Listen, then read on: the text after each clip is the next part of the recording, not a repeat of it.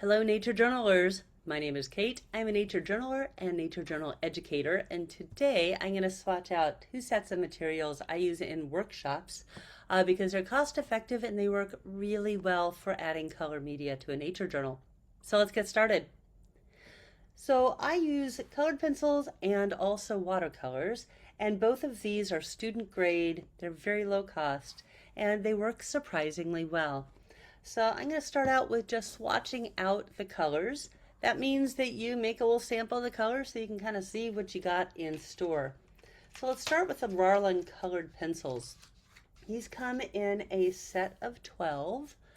The brand name is Rarlan, and they have a few good things going for them. The first is they are pre-sharpened, which if you've ever worked with a group of folks who are all trying to sharpen their pencils at once, you'll know is a good thing. You want these ready to go right out of the box. The second is that they are not round. They have a little bit of a bevel to them, so they don't roll around. Also surprisingly helpful.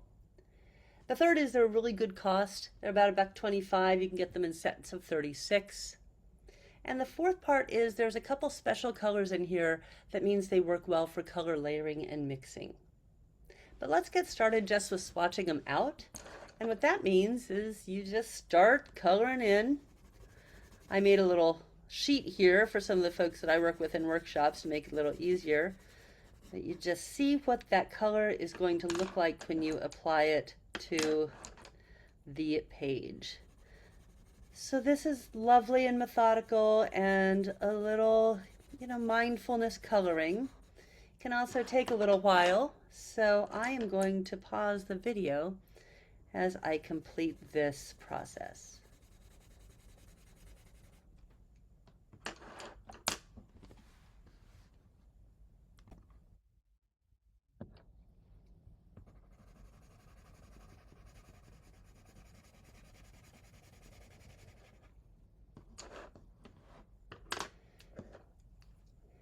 All right, so we're wrapping this up. That was very restful.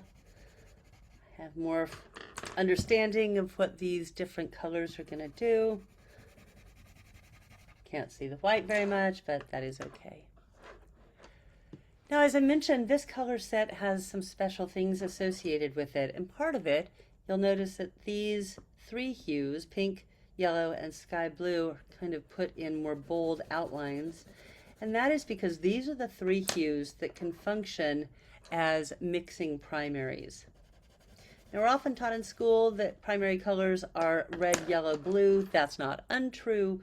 Turns out that cyan, magenta, and yellow, or CMY, K for black, is really a true primary, are the true primaries. And we'll have another video about how to mix those specifically with these pencils and this color palette.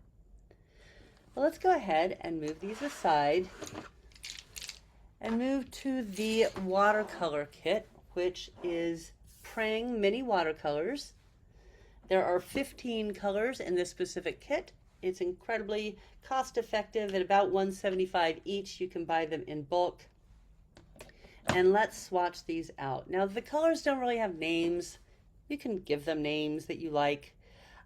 But we are going to keep them numbered so that we can kind of keep track of what goes where. So just starting up at the top left, I find it really helpful when I do a swatch out to map the layout of the palette to the layout of the actual swatch, so I can really quickly associate what goes where. I'm using a water brush. It's the Pentel Aquash fine point. And between each, I'm cleaning it on a little arm sock with just a little squeeze of water and a drop. And that usually cleans off the pigment from the tips so that I get nice clean colors when I go back into the palette. So these colors are pretty self-explanatory. They go down pretty well. They don't frost, which is something that inexpensive paints often do, is they'll kind of get a frosty sheen. You can activate them up by putting a little drop of clear water in each of the cakes. That'll help activate them so when you're swatching out, it doesn't take quite as long. And again, this is one of those restful, meditative practices that you can do. Really just see the range of colors that you have out of the box in your palette and get to know each one of them. You'll get to know them more throughout your nature journaling journey. But it's nice to say hello, see who the community of colors is. This specific set is great because it's inexpensive, but it has pretty good pigment to water ratio, so you get a good clean color. Some of them are a little harder to coax out than others, but you learn that over time. I do love that when you put the numbering here, number 13 is the white because that is kind of a pointless watercolor color. If you're going to use white in a watercolor palette, I much more strongly recommend a white gouache instead of a white watercolor, but you do you. And 15, this black is super intense. You can gray it out with a lot more water, but I would be hesitant about using a lot of that black just out of the cake. It's pretty involved.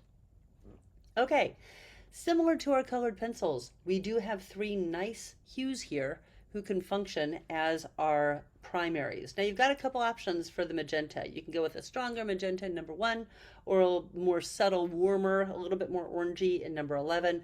I like the number 1. I think it gives more intensity and has more vividness, more vibrance. So I'm going to put that in here as our magenta. The 8 is the sky blue, so named in the pencils, or a cerulean blue. Also, oh, bummer. Oh well. Just swap those. So that's our cyan. And then the yellow is a little sunnier. I prefer a more lemony yellow, but this is what we got, so we're going to work with it. So that is swatching out our colors. And now we have a pretty good picture of how these different pigments are going to start to behave. So it's really fun to swatch out a palette in the actual pages of your nature journal. And I do that anytime I change tools or materials so that I can understand how those specific materials function on the pages of the nature journal I'm using. And so, for example, for the Prang and for the Rarlan, here they are, they're labeled, and I can kind of see how they behave within the context of the journal. All right, so that is swatching out some of the materials that I use in workshops, and happy nature journaling, and I'll see you in another video.